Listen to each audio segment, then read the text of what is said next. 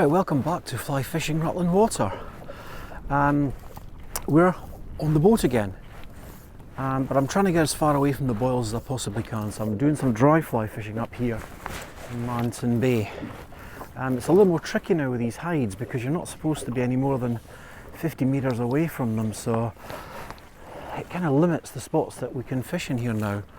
I'm trying the dry fly, kind of fishing in towards the bank. There's a boat in front of me there that they've been here for a little while, so I don't know if they've found something, but I'm certainly going to give it a go.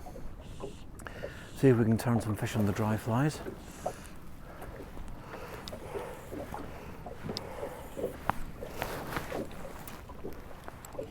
And we've had some pretty consistent wind for the last 3 days, so I was hoping that it might have kind of cleared the water and got the fish feeding in towards this bank, but I'm not entirely sure. I've seen a couple of terns moving. Haven't seen anything moving on the surface at all today. I thought it would have been quite a lot of surface movement today, but it doesn't seem to be. There's a lovely cloud cover. Got really nice cloud cover.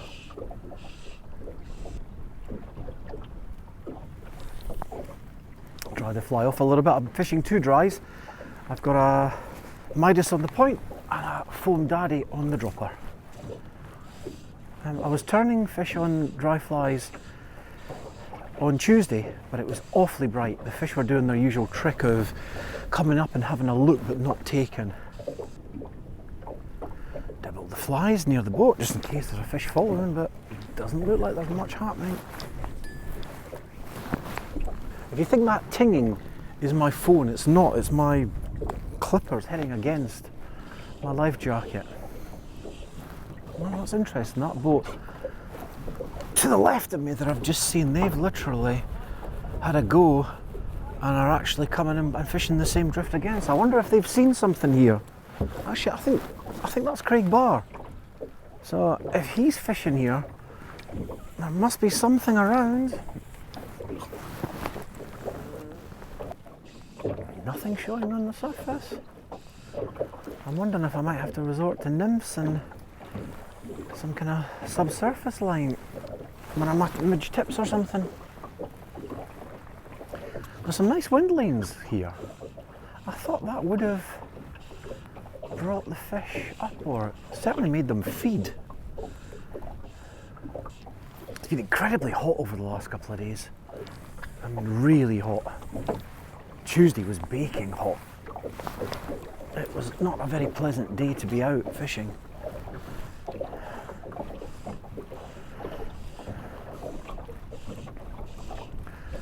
This is the kind of conditions in the old days you would strip a muddler across the waves, but I don't actually have a muddler in my box anymore.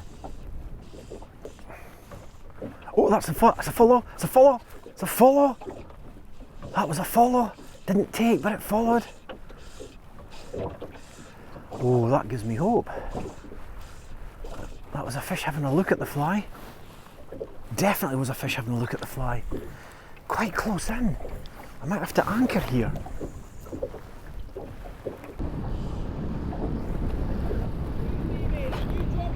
Yes. Thanks. That's nice. Another view. I'm going back and have another go. I might try the cul de canards and have a go. I'll change those flies and see if that can generate a little bit more interest. I'm going to try a dual approach. I'm going to try one of these green leggy Nemos that Stevie O'Neill tied the pattern as a request for me. I'd heard the competition angles were doing well in these, so I'm going to try one of these as a wet fly on higher up the line, and then a dry cul de canard above it, just to see if the fish are maybe a little bit further down. I can kind of get the best of both worlds here. Might follow those chaps further up the reservoir. Right, so I just saw a fish heading and tailing just in front of the boat there. Now that's going to give me hope that there are fish that are kind of, they will come up to the surface. That's the only one I've seen doing that all morning. and it was right in front of the boat. I mean, this is a beautiful ripple. You couldn't ask for better conditions for fishing the dries and the ends of the arms, but if the fish aren't coming up, then it doesn't matter how good the conditions are, the fish just aren't there to play with, unfortunately.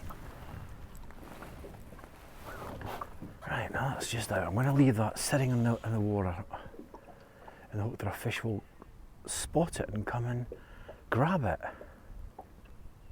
It is absolutely perfect this morning.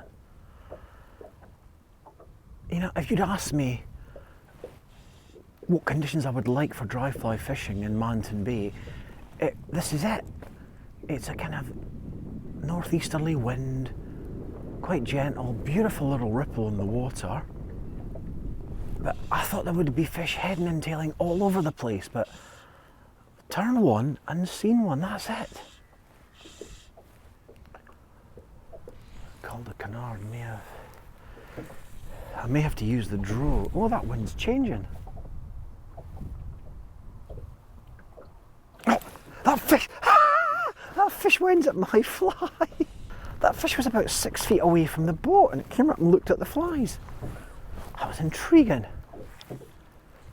I just had my flies dabbling at the edge of the boat because the cul de canard was looking like it was a little bit damp, so I thought I'll dry it off. And all of a sudden, the fish came up. That gives me hope. I'm trying this new ghost fluorocarbon. No idea if it's any good, it just sounds good. Right, so I've changed the flies. I've now got a foam daddy on the dropper and a foam hopper on the point. Now these are big flies, they should be nice and easy to see for both me and the fish. Well, that fly just looks perfect in the water. If there was a fish in the area, I would fully expect it to come up and take that. A little bit of sun in the water, but not much. I think the sun's going to poke its head through a couple of times today, but not very much. I mean, that's one of the reasons I came out, because it was pretty much guaranteed to be overcast all day. And if you're going to do the dry fly fishing, which is what I wanted to do today, then these are the conditions you need. Change of plan, green bank.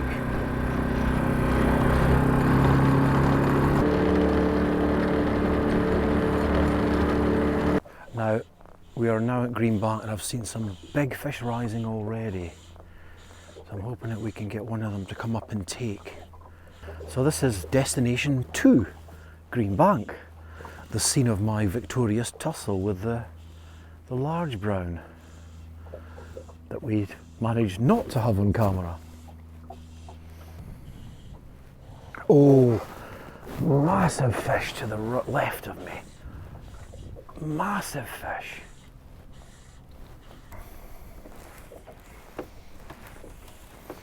These are big fish in here. They're probably very difficult to get to take, but I think if you did get one, you would be in for a bit of a treat. I've seen a really big one heading and tailing in this area. Don't know if it's the same fish or there's a few of them here. Oh, another one to the left. So there's fish in the area. They seem to be coming off those trees. I wonder if there's terrestrials coming off the trees. Time for a sandwich and a cup of tea.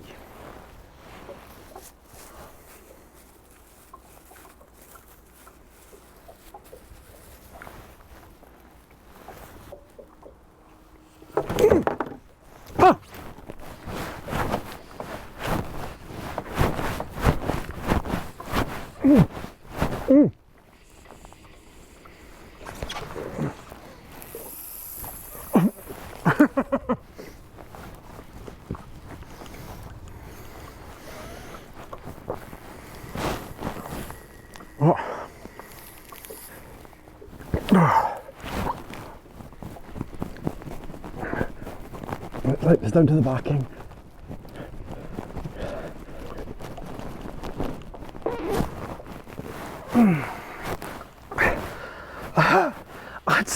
Someone once said, if you want to catch a fish, have a cup of tea. And this is living proof. Oh, goodness sake.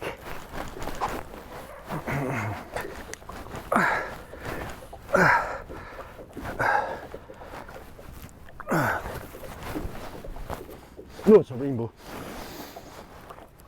Oh,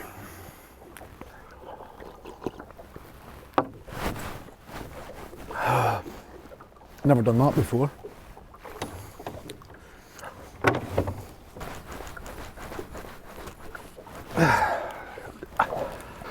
This is a big rainbow.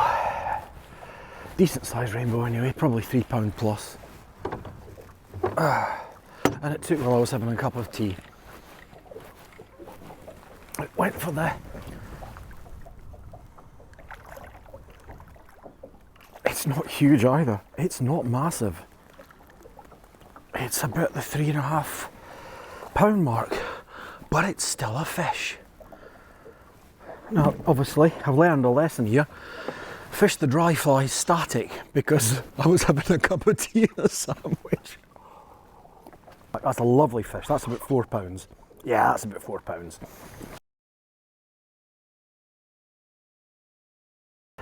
That is certainly a first.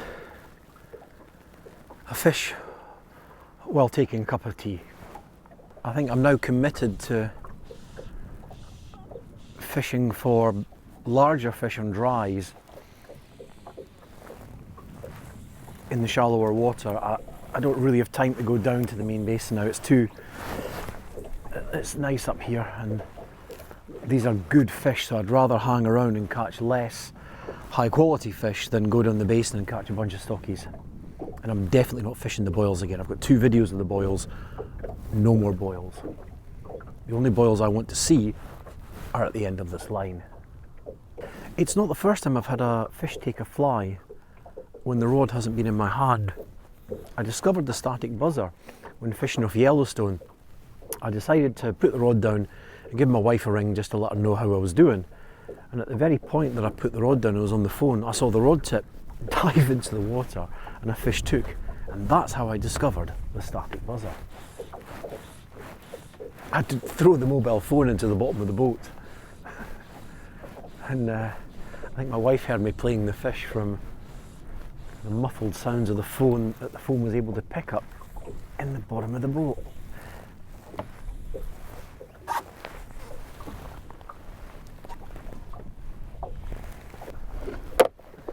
Having this box of pre-tied rigs and casts saves me so much time on the boat.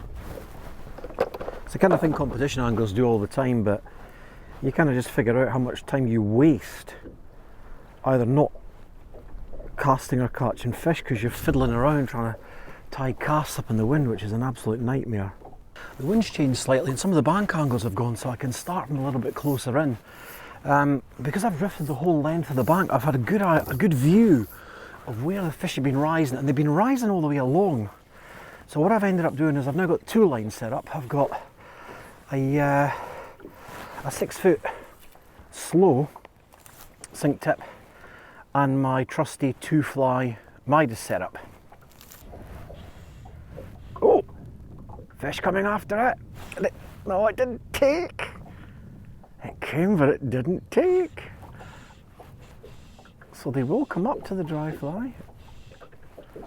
So just after I said one last cast, the fish boiled at the fly. Oh, it boiled right in front of the boat. Goodness sake. Oh dear. That fish followed that fly all the way in. Intriguing. There's a bit of me thinking that I might take August off, because if the summer's going to be really this hard all the way through, I think I might just leave it until September, until the pin fry grow a little bit larger, and then the fish are feeding a little bit more aggressively. Yeah, those nymphs look nice. I mean, dalbachs, you'd have thought if the fish are feeding on pin fry, if fish are feeding on pin fry that have been blown out, then kind of that's the type of fly that would mimic that. Oh, those flies are nice, good.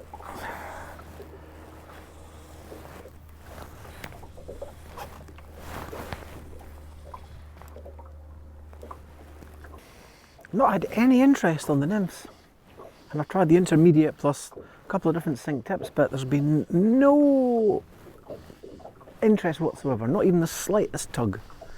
The only movement has been towards flies on the surface. Right, the fish that were here this morning just seem to have stopped. They're obviously still here, they're just not feeding.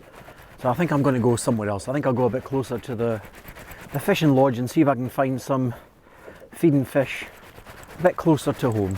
I mean, these are nice fish, but they're hard to get. I'm fishing down current from the aerators. I've fished the boils twice in videos, so I don't see the point in fishing that again. But you can use the boils to your advantage without basically doing what I did last time, which is sitting off them and throwing a bunch of lures in the hope that you can antagonise a fish into taking.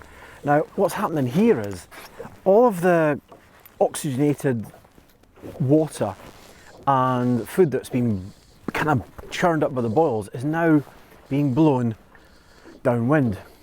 So sometimes you can catch fish in the current downwind of the boils. Now, that can either be on the dry fly, or I'm doing today, I'm fishing the competition setup with 2 buoyant flies on the point and the top dropper, and I'm fishing a couple of nymphs in between.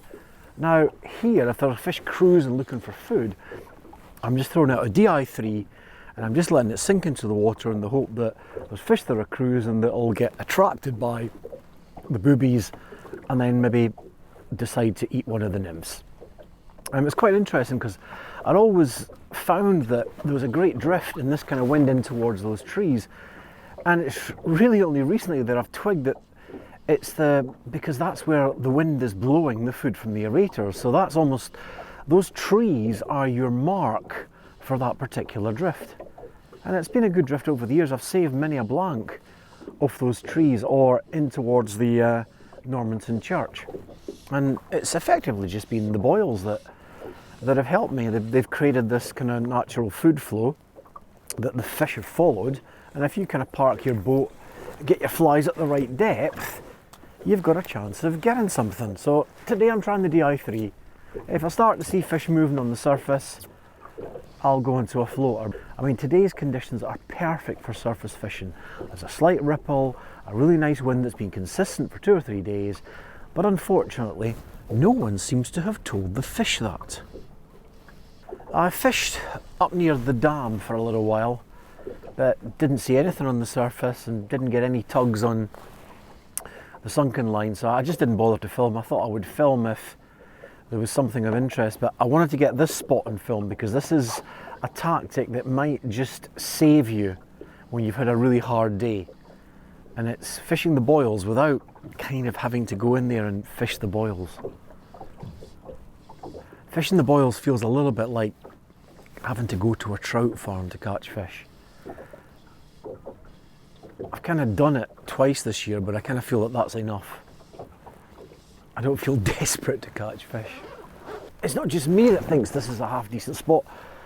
Craig and his client Ewan are in the boat right in front of me, so you know, they wouldn't be there if there wasn't the prospect of catching something.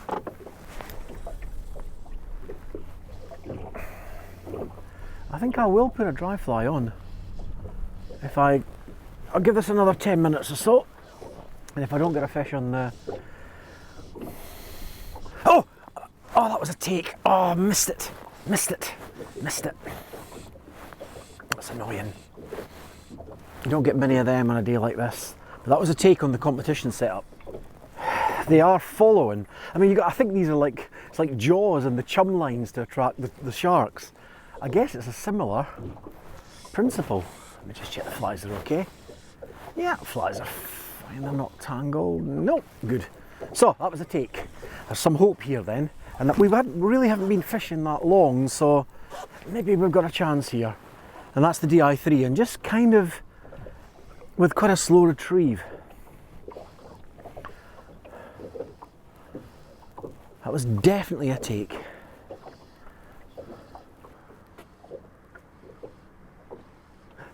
Really interesting incident. My mother and my mother-in-law, who passed away a couple of weeks ago, or her funeral was a couple of weeks ago, were on the Rutland Bell, and the guy announced that the people were out there fly fishing, and it wasn't my mother or my mother-in-law, but somebody on the boat said, "Oh, I didn't realise you could catch flies." I keep thinking, because I'm fishing this 4-fly setup, which I'm not used to. It's a ridiculously long leader, but I've actually got the hang of it and I'm not tangling my line up. I thought I would be in some real serious tangles, but that was a fish over there to the right. You probably saw it in the main camera. So this is bringing them up to the surface. This is the loomis that was broken. You can see these are the repairs. The rod was actually shattered along this main part of the length. And I think what Kevin did was put something in to hold the pieces together, and then has somehow managed to craft a carbon fibre sheath around the outside. And it's casting an absolute dream. I think it's casting as good, if not better, than before it was repaired. So my beloved two-piece loomis is back in action. I also find with this 4-fly setup, I have to do a little bit of a flick to get the flies out of the water and straightened out before I do the cast. Right, we'll just let this one sink. Oh! What is that? There's a bird. That's a kite. I thought it was an osprey for a second, but it's just a kite. Or is it? Is it? That could be an osprey, because it's flying up above the water and having a look.